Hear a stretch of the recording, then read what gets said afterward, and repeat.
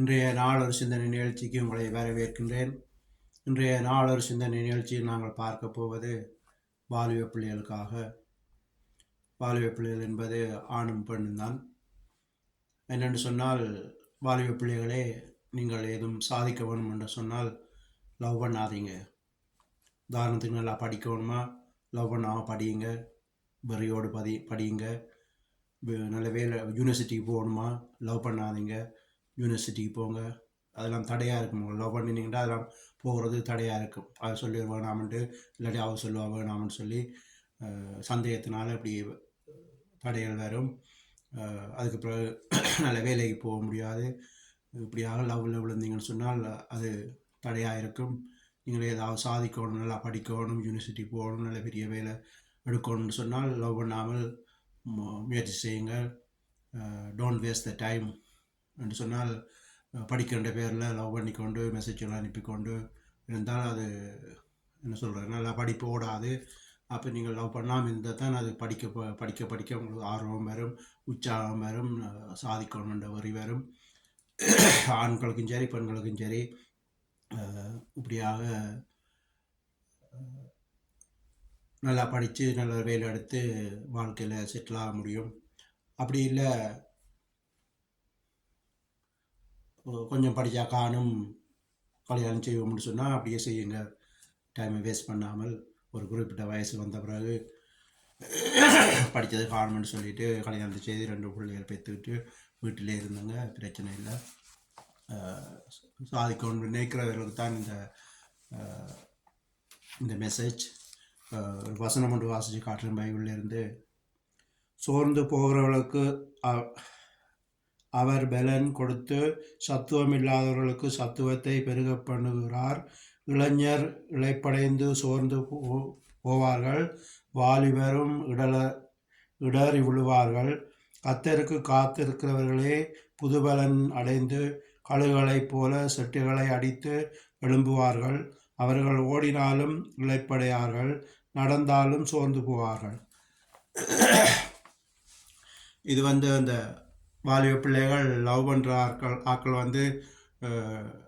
லவ்வில் விழுந்தீங்கன்னு சொன்னால் அந்த சோர்வு வரும். காலமாக ஸ்கூலுக்கு போயிட்டு பின்ன நிறைய ஒரு அலுப்பு மாரி வரும். அப்போ படுக்கணும் போல் இருக்கும். ஒரு உற்சாகம் இருக்காது, சுறுசுறுப்பு இருக்காது, விட்டு வேலை செய்ய விருப்பம் வராது லவ்வில் விழுந்தார்கள். அப்படி இருக்கும். ஆனால் அந்த பைபிள் வசனத்தை பார்த்தீங்கன்னு சொன்னால், கர்த்தருக்கு காத்திருக்கிறவர்கள், பைபிள் படித்து தேவ பிரசன்னத்தில் இருந்து நீங்கள் படிப்போடு இருந்தீங்கன்னு சொன்னால் உங்களுக்கு ஒரு புது எனர்ஜி கிடைக்கும். கழுகுகளை போல சிறகடித்து பரப்பாகலாம். அந்த வசனம் நான் என்னன்னு சொல்கிறேன், ஏசாயா 40 29 படித்து பாருங்கள். ஏசாயா 40:29 இருக்குது இந்த வசனம்.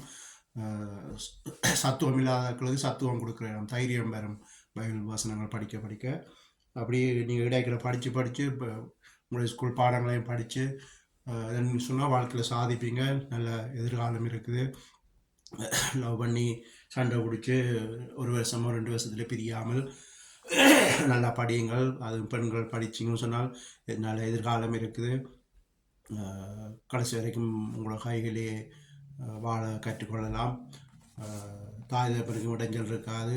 நீங்கள் படிப்பை விட்டுட்டு இடையிலே கல்யாணம் செய்துன்னு சொன்னால் நாளை குடும்பத்தில் பிரச்சனை பிரியும் போது தாய் தகப்பனுக்கு தான் பாரம். அது நீங்கள் கஷ்டப்படும் போது அவர்கள் ஒழுங்காக சாப்பிட முடியாது, சந்தோஷம் இருக்காது, பிள்ளை கஷ்டப்படுறாங்கன்னு சொல்லி அந்த இது வரும்.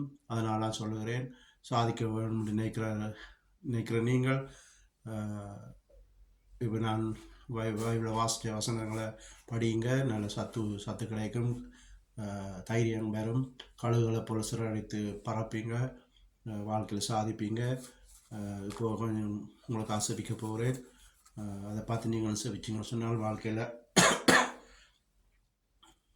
நல்ல ஒரு எதிர்காலம் இருக்குது. எனவே இப்போ செபிக்கிறேன். நன்றி ஏசப்பா, நன்றி இந்த நாளுக்காக நன்றி. இயேசுவின் நாமத்தினால் செபிக்கிறேன். ஏசப்பா, இந்த வீடியோ பார்க்குற வாலிப பிள்ளைகளுக்காக செபிக்கிறேன்ப்பா. ஏசப்பா, அவர்கள் வாழ்க்கையில் ஏதாவது சாதிக்கிறதுக்கு இவர்கள் பலனை கொடுங்க, சத்துவத்தை கொடுங்க. எழும்பி பிரகாசம் பண்ணுங்க, கழுக போல எழும்பி பறக்கட்டும்ப்பா. இயேசுவின் நாமத்தினால செபிக்கிறேன். தடைகளை நீக்குங்க, தடைகளை உடைக்கிறேன் இயேசுவின் நாமத்தினாலே. தடைகளை உடைக்கிறேன் இயேசுவின் நாமத்தினாலே. தடைகளை உடைக்கிறேன் இயேசுவின் நாமத்தினாலே. இந்த லவ் என்னும் தடையை உடைக்கிறேன் இயேசுவின் நாமத்தினாலே.